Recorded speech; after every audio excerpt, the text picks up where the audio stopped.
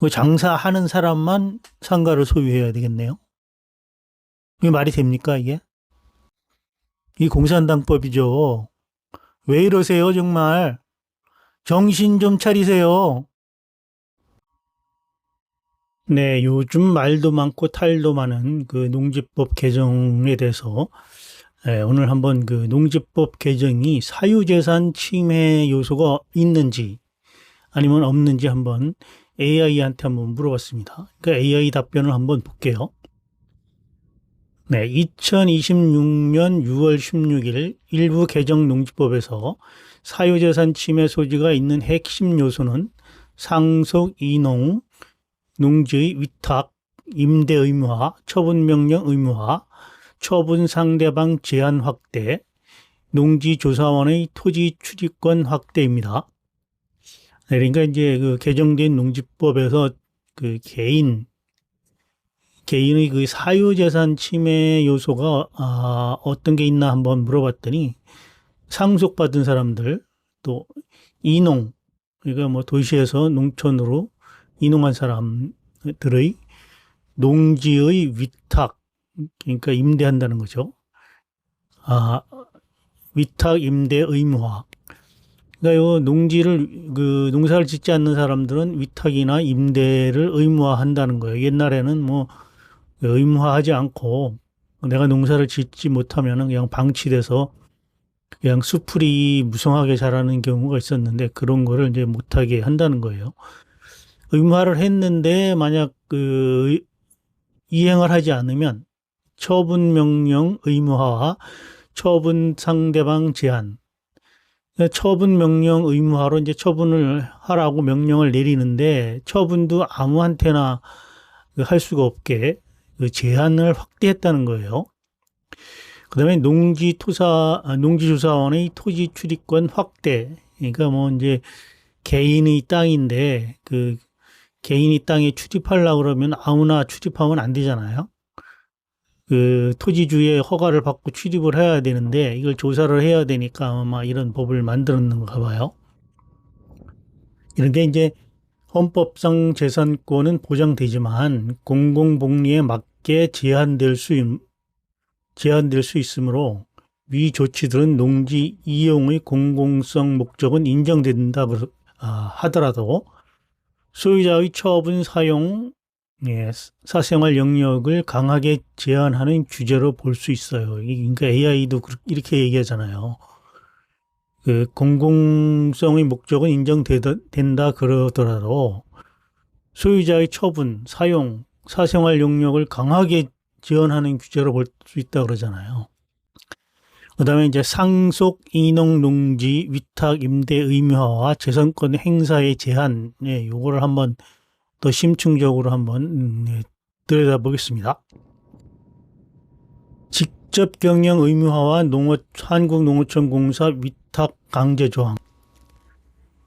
네, 개정된 농지법은 상속이나 이농으로 농지를 소유하게 된 사람이 직접 농업 경영을 하지 않으면 한국농어촌공사 등에 위탁 임대하도록 규정했습니다. 네, 직접 경영을 하지 않으면 한국농어촌공사 등에 위탁하거나 임대하도록 규정을 했다는 거예요. 이야. 여기에서 이제 문제가 되는 지점은 소유권 자체가 즉시 박탈되는 것은 아니지만 소유자가 자신의 농지를 어떤 방식으로 운영할지 선택의 폭이 크게 줄어들었다는 점이에요. 그러니까 헌법상 재산권은 법률로 내용과 한계를 정할 수 있고 재산권 행사는 공공복리에 적합해야 하지만 특정 조건을 이유로 사용 방식이 사실상 지정되면 사용 수익권 제한이라는 쟁점이 생깁니다. 네. 또한 개정 취지는 상속 이농 농지가 방치되는 것을 막고 실경작자에게 공급하려는 데 있습니다. 네, 다만 이제 고령화, 인력 부족, 농촌 지역 특성 때문에 당장 직접 경쟁이 어려운 경우가 있을 수 있는데 이런 사정이 충분히 반영되지 않으면 단순히 투기 방지 규정과 달리 생존형 관리형 소유자에게 대한 부담으로 작용할 수 있다는 거죠. 그러니까 이제 상속을 해서 이제 그 농지를 갖고 있거나 아니면은 이제 나이가 너무 많이 들어서 고령화가 돼서 이제 그 갖고 있는 땅을 경작하지 못하는 경우도 있고 또 농촌에 이제 농사 질 사람들이 없잖아요. 젊은 사람들이 뭐 들어와야 되는데 그게 없으니까 농사를 지을 수 없는데 무조건 법으로 이런 거를 휴경을 하면 안 된다. 이렇게 법으로 만들어 놓으니까 내가 나이가 많이 들어서 농사를 지을 수가 없어. 그러면 국가에서 그 휴경이 불법이라 그러면 불법이 안 되게 뭐 노인이나 뭐 이런 사람들 뭐 저기 도시에서 그 상속받은 사람들 이런 사람들 보고 뭐 강제적으로 농사를 져라 이렇게 윽박지르지 말고 그런 사람들이 농사를 못 짓는 땅을 정부가 그러면 떠안아서 휴경지가 안 생기도록 하면 될 거 아니에요. 그걸 왜 그 강제로 그 매각하라 그럽니까? 이 말이 되는 소리가 아니죠. 개인 그 사유 재산인데 그거를 국가에서 마음대로 매각을 하라. 매각 명령을 내린다는 게 참 웃기는 일 아닙니까? 아, 진짜 한심합니다. 자, 임차인이 선정 권한 위임으로 인한 소유권 실질적 박탈 우려. 네. 임차인이 선정 권한 위임. 이게 무슨 말일까요? 임차인 선정 권한 위임. 그러니까 임차를 이제 주고 싶어요. 그런데 임차를 주고 싶은데 농사를 짓겠다는 사람 아무나한테 임차를 할 수 없다는 거죠. 뭐 어떤 특정 자격을 갖고 있는 사람만이 그 농지를 임차할 수 있다. 이런 뜻이죠. 그죠? 그걸로 인해서 소유권이 실질적 박탈이 될 우려가 있다. 이거 아무한테나 그 임차를 줄 수가 없으니까 어떤 특정한 그런 자격을 갖춘 사람만이 임차를 할 수 있으니까 그런 걸 임차인을 못 구하면 그러면 정부에서 강제 매각 명령 때려가지고 강제 매각해야 되니까 이게 실질적으로 소유권 박탈이다. 이런 얘기네요. 그죠? 개정안은 농지 수탁자에게 임차인 선정 권한을 위임하도록 했습니다. 그러니까 이제 농어촌공사 이런 사람들한테다가 내 농지를 맡길 테니까 임차인을 당신이 알아서 하시오. 이렇게 한다는 거죠. 그죠? 소유자는 이름상 주인으로 남아 있지만 실제로 누가 농사를 지을지 결정하는 핵심 권한이 수탁자에게 넘어갈 수 있다는 점에서 소유권의 외형과 실질 운영권 사이에 괴리가 생긴다. 예. 그렇죠. 내가 여기 토지를 갖고 있는데 누구한테 그 임차를 할지 어떤 사람들이 뭐 와가지고 인삼농사를 짓는 사람한테 만약 맡겼다. 나는 인삼농사 하는 사람들을 맡기는 게 싫어요. 그 사람들은 뭐 7년간 그 임차를 해야 되고, 그리고 7년 임차한 다음에 그 임차 기간이 끝난 다음에는 그 밭에 인삼농사를 하게 되면 다른 작물을 심을 수가 없거든요. 그 인삼이 그 영양분을 다 빨아먹기 때문에, 네, 그런 걸 아주 싫어하는데, 그 농어촌 그 공사에서 이걸 그런 사람들한테 줄 수도 있잖아. 나는 싫은데. 그러니까 그런 면에서 소유권의 행사를 그 실질적으로 박탈할 우려가 있다. 이런 얘기죠. 이 구조는 농지 방치를 줄이는 효과가 있을 수 있지만 소유자가 원하는 임차인이나 이용 방식이 없을 때도 수탁 절차에 따라야 할 위험이 있습니다. 따라서 사유재산 침해 여부는 단순히 땅을 가져간다는 수준이 아니라 누가 수익, 운용, 이용 관계를 결정하는가라는 기준으로 봐야 된다. 네, 이런 뜻이죠. 그러니까 단순히 임차를 주는 게 목적이, 그게 다가 아니라, 임차를 주는 거를 내가 골라서, 뭐, 특용작물 할 때 무슨 뭐, 산나물이나 뭐 이런 그 1년생으로다가 재배하는 거를 주는 게 좋은데 그런 건 아니고 단연생으로다가 해가지고 내 토지를 나중에 팔 수도 없고 뭐 어떻게 할 수도 없는 그런 경우가 생기는데 그런 것까지도 내가 싫어도 수탁받은 기관에서 그렇게 해버리면 뭐 어쩔 수 없다. 예, 그래서 개인의 사유권이 침해된다 그런 얘기죠. 처분 명령 의무화와 소유권 이전 자유의 제한이 있다는 거예요. 자, 처분 명령 의무화와 처분 상대방 제한 확대. 시장 군수 또는 구청장은 농업 경영에 이용하지 않는 농지에 대해 처분 명령을 해야 하고 명령하지 않으면 농림축산식품부 장관 또는 시도지사가 처분 명령을 하도록 명할 수 있습니다. 네. 시장군수 구청장이 이제 농업 경영을 하지 않는 농지에 대해 처분 명령을 해야 하는데 명령을 하지 않으면 농림축산식품부 장관 또는 시도지사가 처분하도록 명할 수 있다. 네. 네, 그런 얘기죠.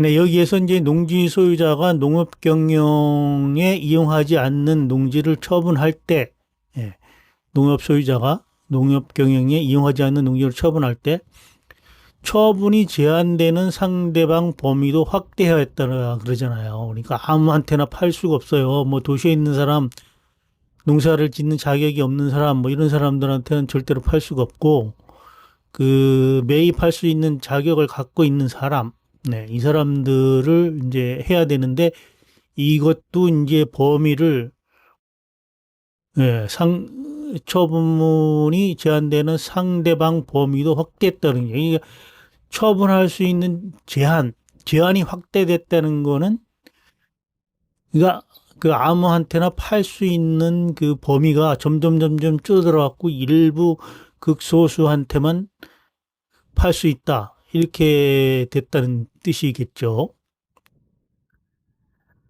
이 조항은 처분명령 회피를 막겠다는 목적이 뚜렷합니다. 네, 처분명령 회피를 막겠다.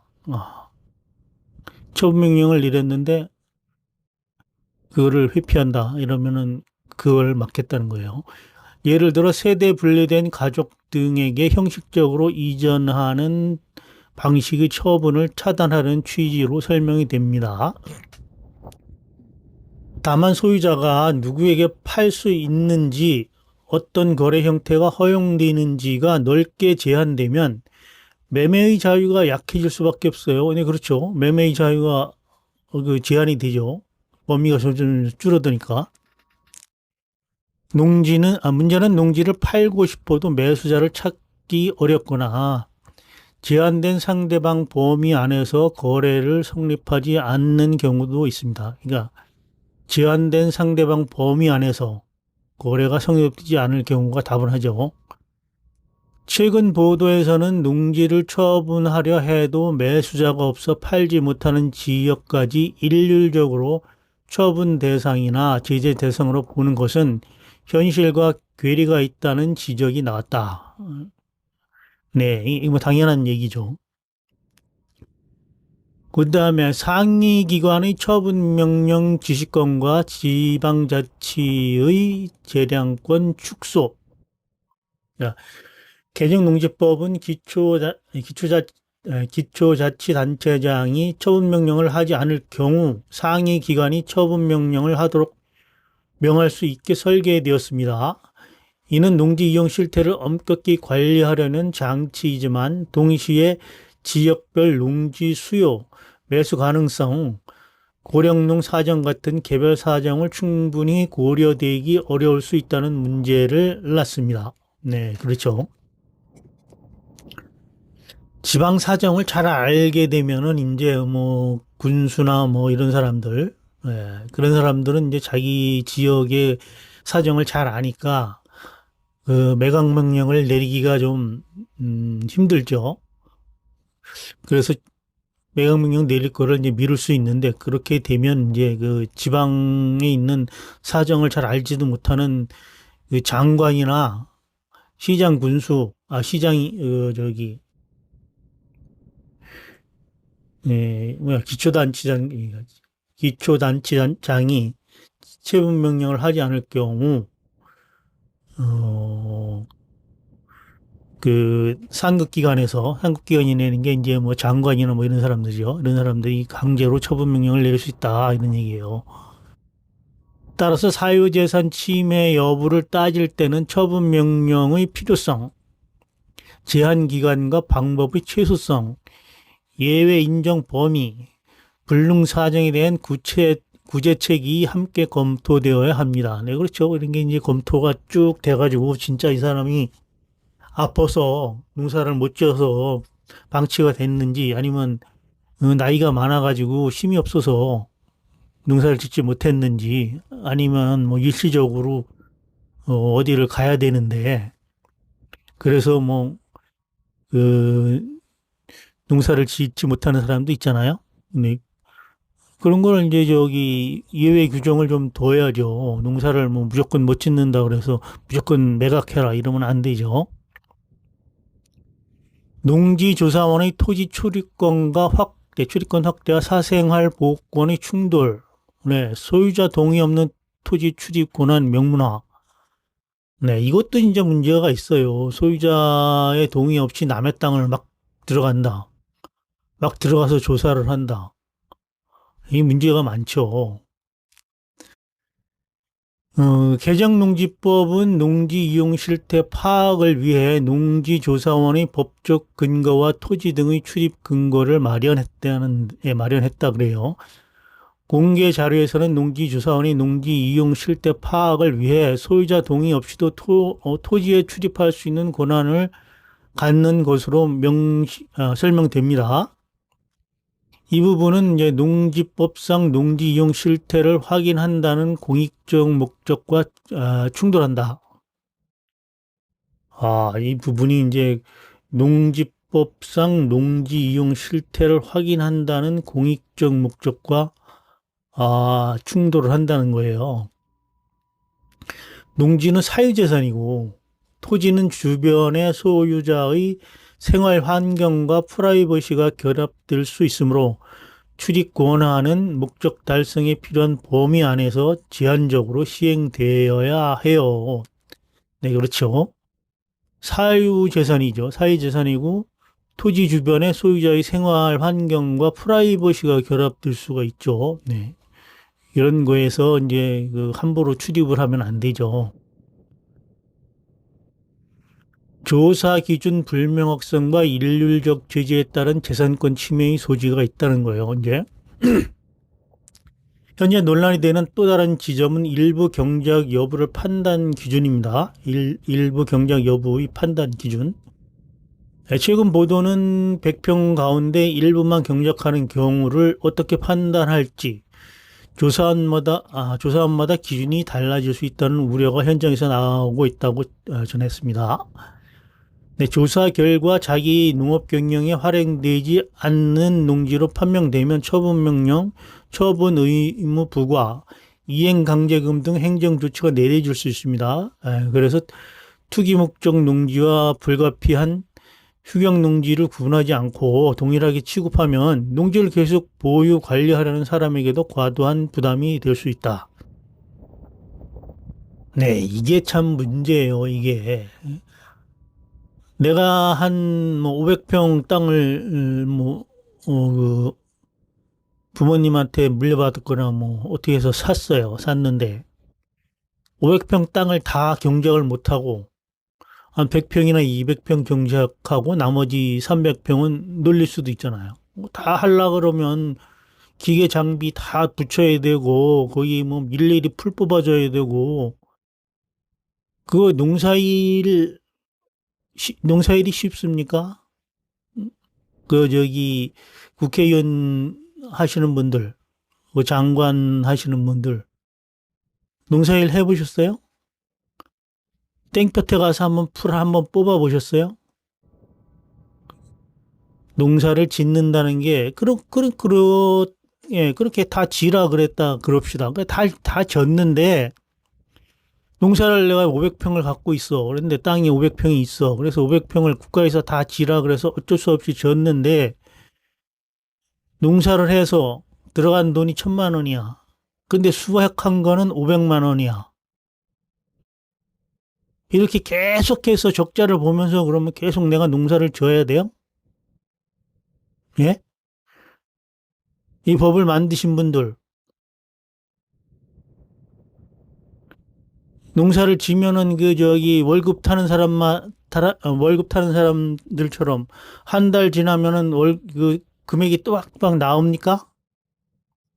1년 내내 농사 져갖고 잘 팔리지도 않고 또 병충해 이런 거 걸리면은 전부 다 망치는데 그 1,000만 원 투자했고 1,000만 원 홀딱 날아갈 수도 있고 내 인건비는 고사하고 이런 농사를 계속 지라는 거예요, 뭐예요? 참 진짜 답답하네요. 저는 이렇게 생각합니다. 이건 농지법 개정된 게 웃기는 법이라는 게 경자유전이란 그 사자성어를 들고 나왔잖아요. 이게 농사를 짓는 사람이 땅을 소유해야 된다. 이게 진리라 그러면 그 농사를 짓는 사람 말고 그럼 배를 타는 사람 어부, 장사를 하는 사람 상인, 예? 이런 사람들한테도 다 적용을 해야죠.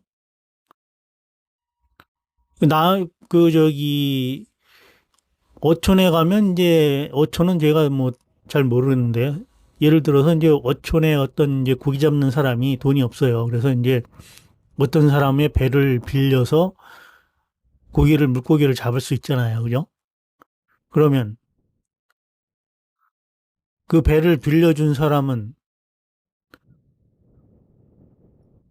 배를 갖고 있으면 안 되겠네요. 처분 명령 내려야 되겠네요. 그리고 또 이 장사하시는 분들, 상가를 이제 소유하신 분들, 상가를 소유했는데 임대를 하면 안 되겠네요. 그 장사하는 사람만 상가를 소유해야 되겠네요. 이게 말이 됩니까, 이게? 어떤 정책을 시행할 때 진짜 꼼꼼하게 그 정책을 그 뜯어보고 또 이제 실제적으로 그 사용자들, 필요한 사람들이 그 어떤 의견을 갖고 있나. 농촌에 가서 농부들, 또 도시에서 이렇게 상속받은 사람들, 이런 사람들의 의견을 들어서 농촌 발전을 하는데 이바지한다. 그러면은 저는 처분명령 내려도 뭐, 무조건 저는 뭐 공시지가 아니라 뭐 그냥 가져간다 그래도 환영하죠. 근데 이런 법을 만들면 농촌이 발전을 합니까? 농촌이 저전을 발전을 해요. 농촌에 있는 그 땅 강제 매각하라 그러면 농촌이 발전을 합니까? 그 농지를 살 수 있는 사람을 제한을 하면 농촌이 발전을 해요. 이 공산당법이죠. 왜 이러세요, 정말? 정신 좀 차리세요. 네, 마치겠습니다.